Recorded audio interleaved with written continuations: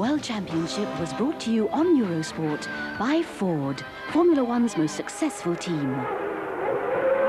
In association with Champion, Pioneer,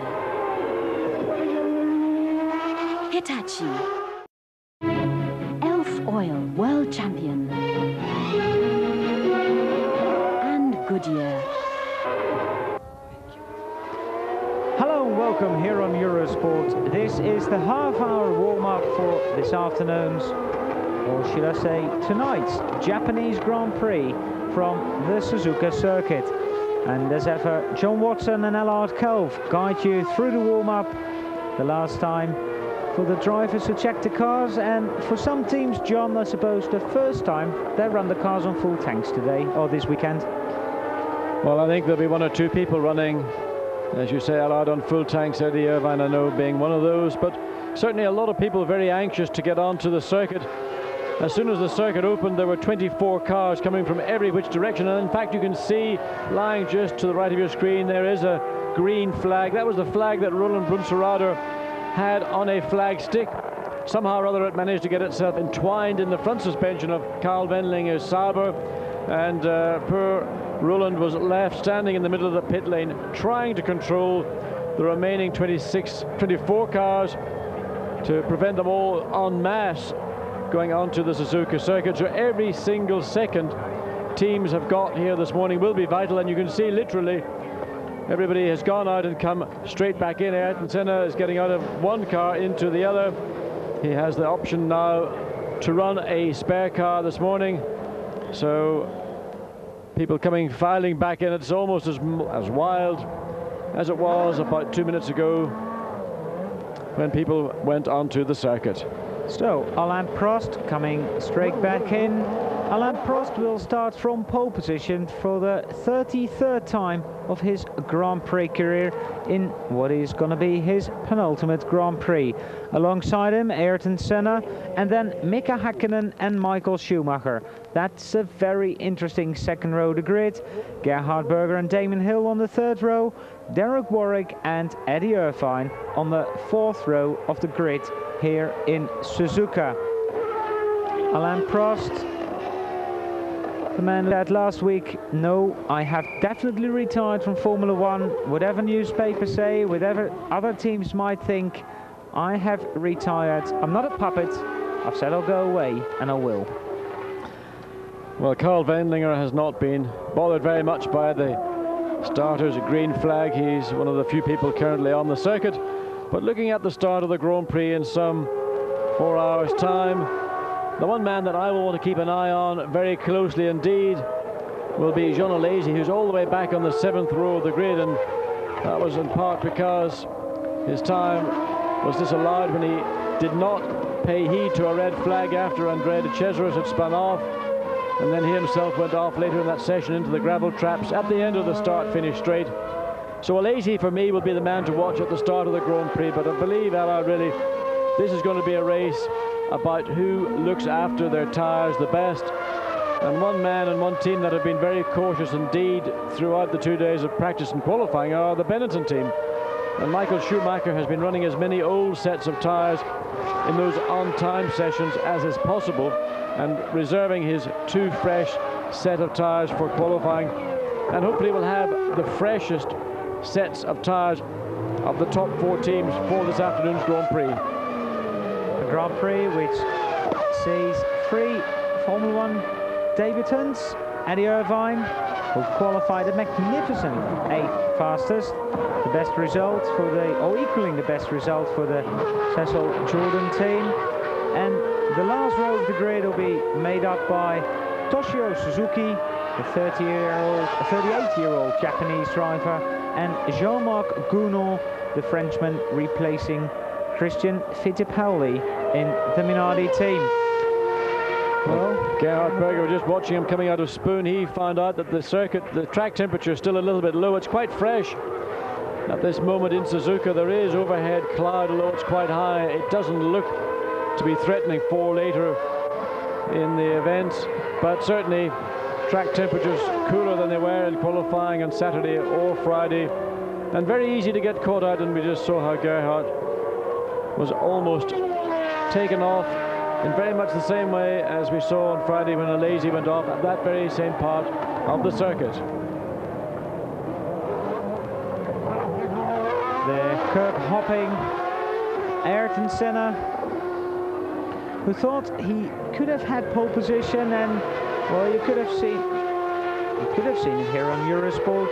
He said he got held up by one of the Tyrrells only momentarily, but then he only just missed pole position as well, John. It was by a thousandth of a second, and certainly I think it was a fair comment on the part of Senna to say that he wasn't quite sure where Andrea de Cesaris wanted to be on the circuit, and having that momentary cautious look at de Cesaris undoubtedly lost him a thousandth or more of a second. But of course, I think Alain Prost might be able to say also, well, I had a couple of little errors on the circuit on the lap when I got my pole position, and if I hadn't had those, then I would have gone quicker. It's the normal story in qualifying, but certainly it's a very healthy front 3 rows of the grid. And Flavio Briatore, the commercial director of the Benetton team, watching this man, Michael Schumacher, and certainly the strategy that Schumacher and Benetton have been looking at over the weekend are ones that they're hoping will pay them dividends in the best possible way. Mika Häkkinen again starring on his second Grand Prix for the McLaren team. Mika, who out-qualified Ayrton Senna in Portugal, did not quite do the same thing here in Suzuka, but is very close indeed. And I think, John, to be 1/10 of a second away from Ayrton Senna is a very good performance. It's an outstanding performance. I think Mika Häkkinen's 2 drives to date, certainly his performance in Estoril was outstanding, slightly spoiled of course by his little excursion off the track in the Grand Prix itself, but a performance that really I think was one of the most refreshing drives I have seen in a very long time.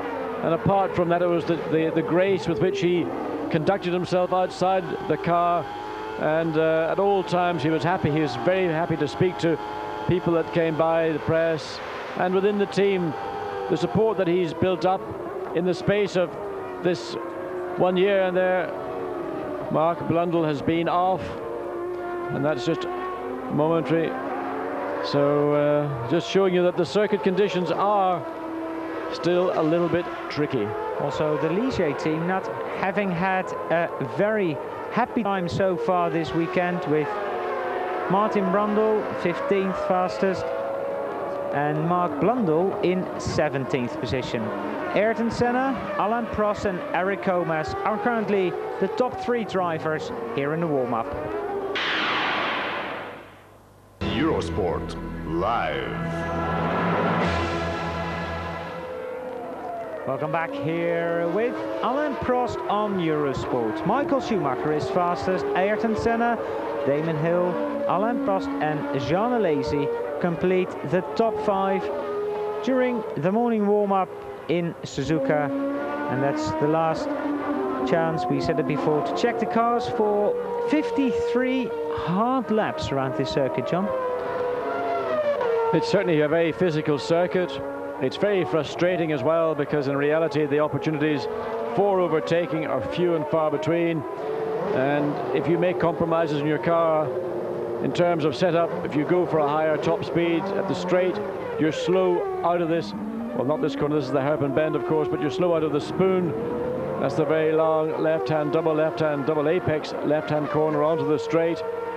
Or if you go for a high setup, high downforce setup, you're quick round the corners, you're quick down the first part of the straight, but you leave yourself slightly vulnerable towards the end of the straight. So it's a balance, and it's one that's very difficult to, in my view, judge.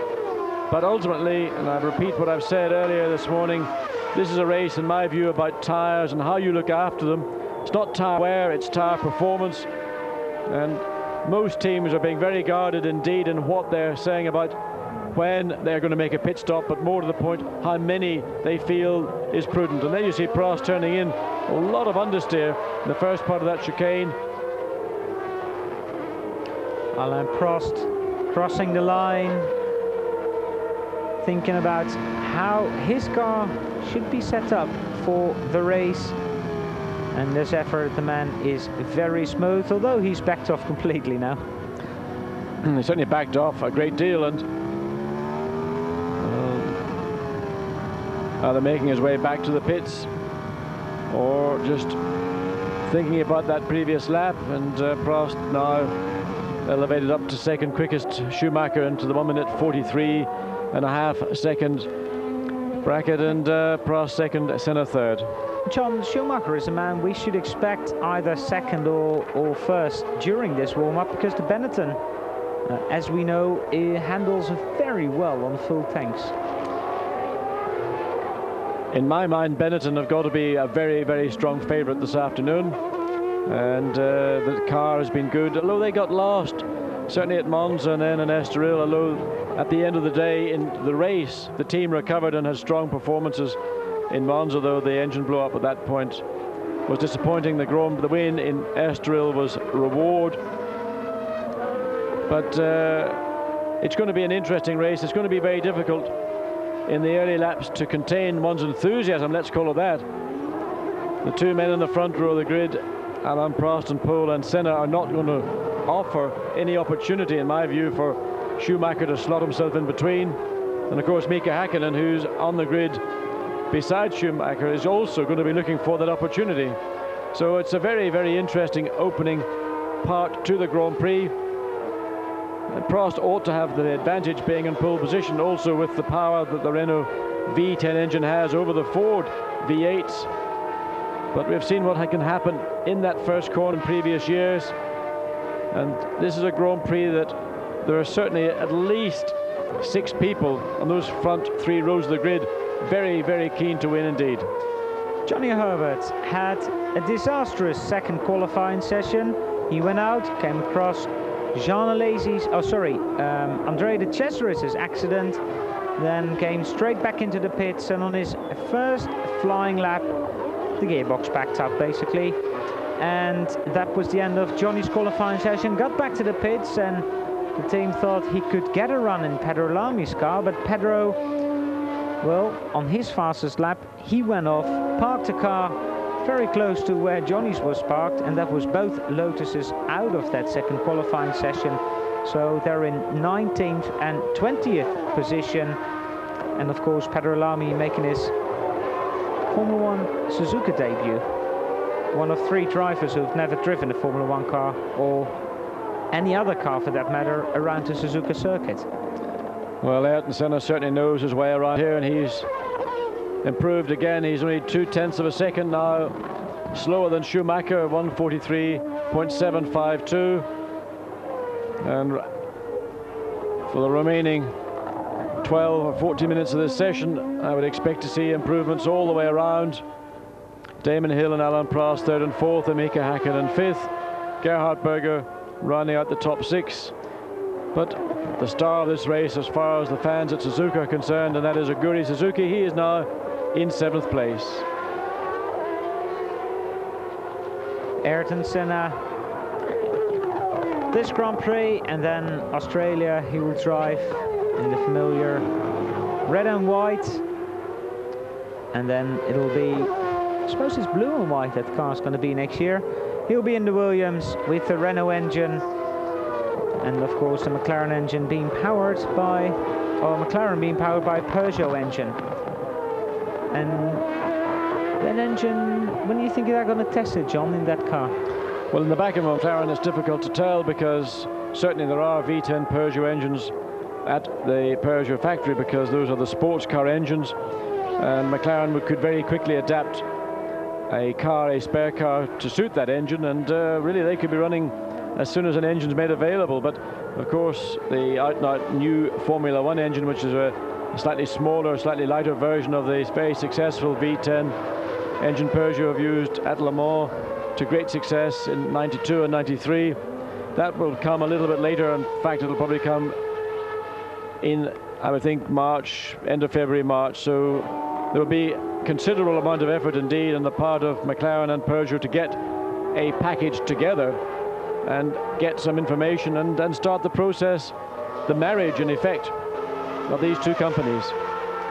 Martin Brundle creeping into the top 10 at the moment. He is 9th fastest, while we should keep an eye on Alain Prost, who's currently in 3rd position. Well, we keep an eye on him, and then he decides to go into the pits. Thank you very much. But as well, as has been the case all weekend, Schumacher that won 43.5, and then Alain Prost only 0.3 of a second away, but in 3rd position behind Ayrton Senna, and then Damon Hill 44.1, Mika Häkkinen a 44.1, and then Gerhard Berger a 44.802. So Schumacher, Senna, Prost, Hill, Häkkinen, Berger. That's the top 6. We'll be back after the break here on Eurosport. Welcome back here on Eurosport. 10 minutes to go during the morning warm-up in Suzuka, riding with Gerhard Berger, currently 6th fastest in the Ferrari, and Gerhard, John, was complaining of the very quick loss of performance of his rear tyres.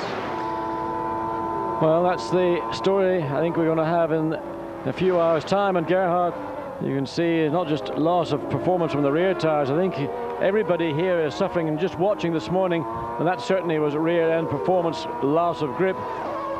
But generally everybody, I think, is suffering from a general lack of grip, certainly in the lower speed corners. I've observed quite a lot more understeer than we've been seeing in the qualifying sessions when it's been much warmer. And Gerhard Berger, we see coming out of Spoon, certainly had the back end of the car dancing around, and that is not something that he will really want to have happen too much, because the more it does it, the more you're going to take the edge off that tyre performance, and it is tyre performance again that is going to be, I think, the factor, the key factor in this afternoon's Grand Prix. Berger following a Benetton and passing that car now on that section of the track where you really have to know where you want to put, or where you have to put the car.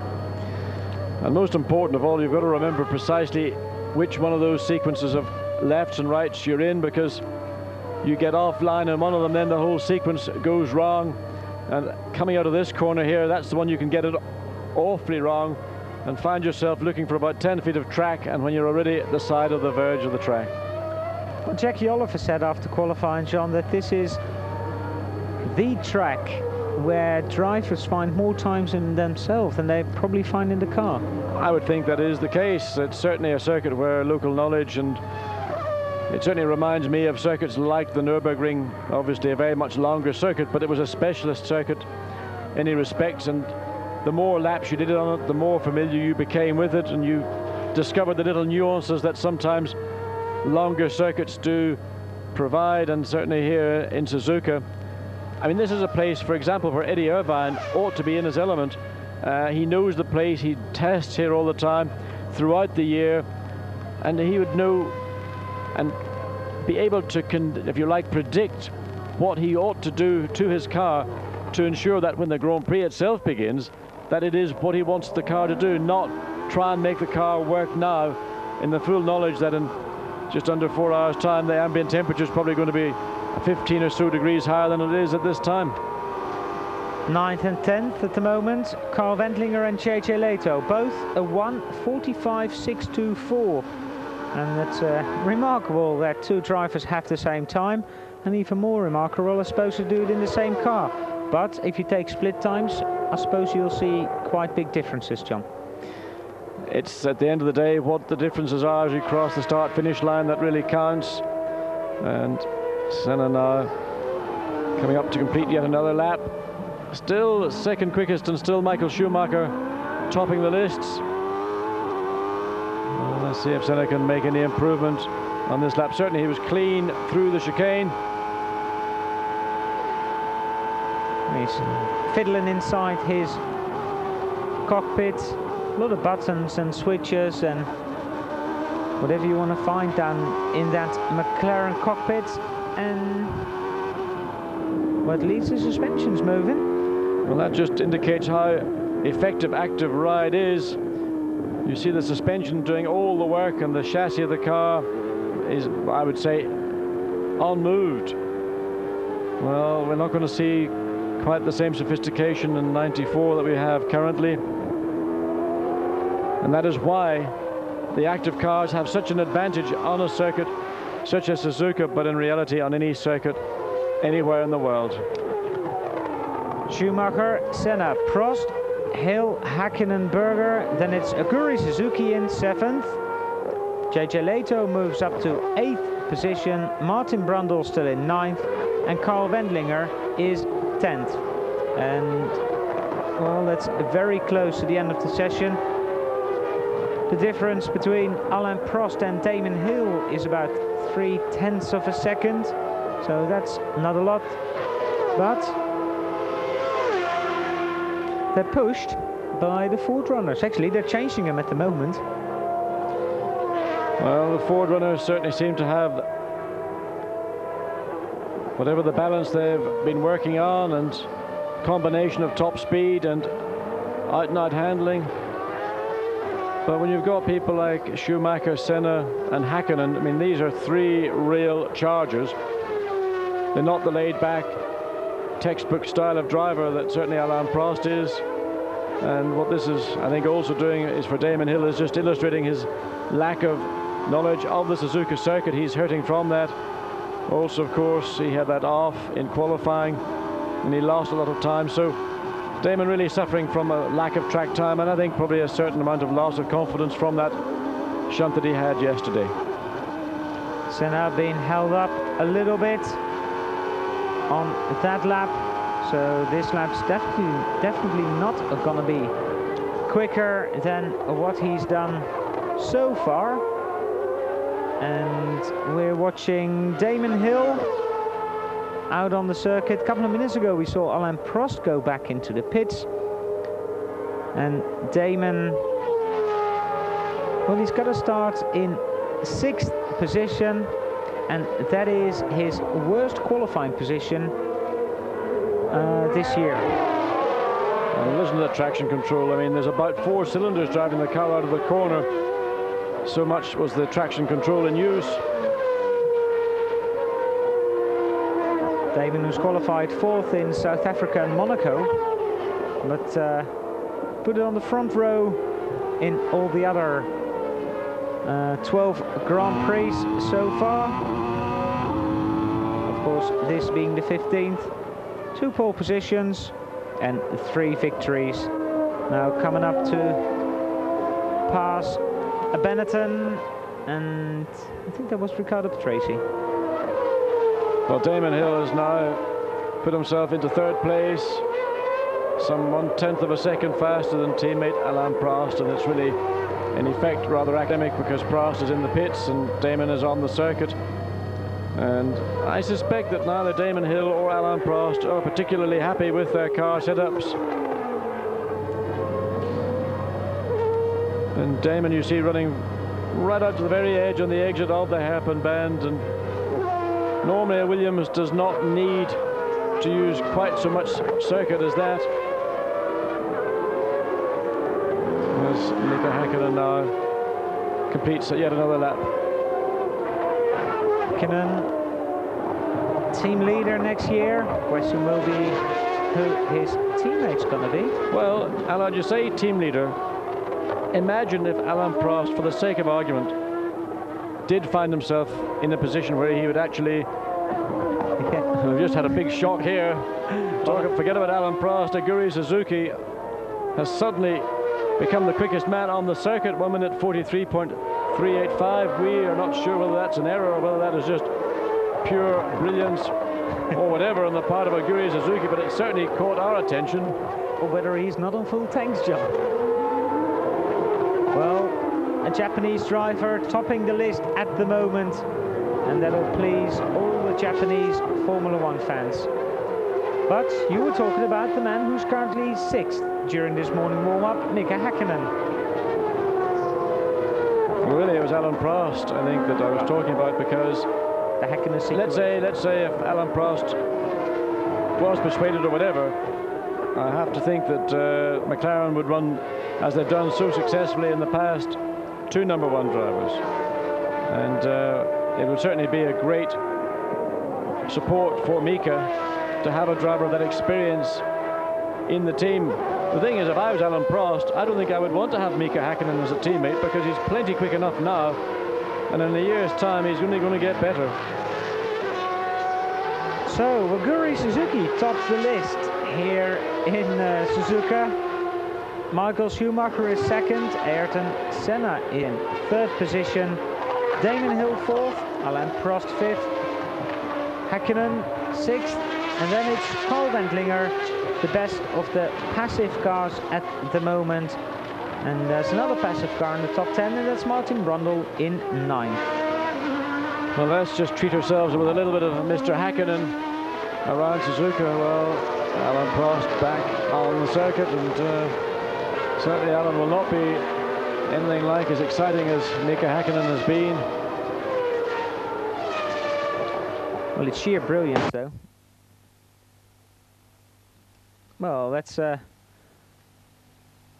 Prost, who's driving one more Grand Prix, then retiring from Formula One, and I think he will go for a double, John. Let's win Suzuka and Adelaide.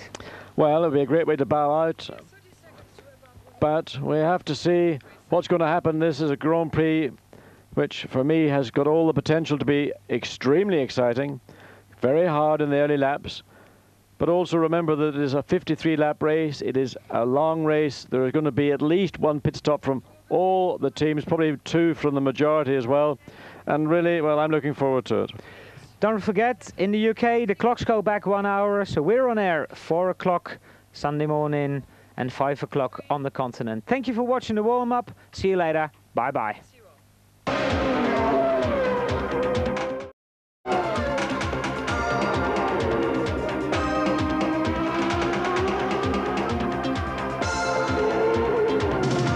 The Formula One World Championship is brought to you on Eurosport by Ford, Formula One's most successful team.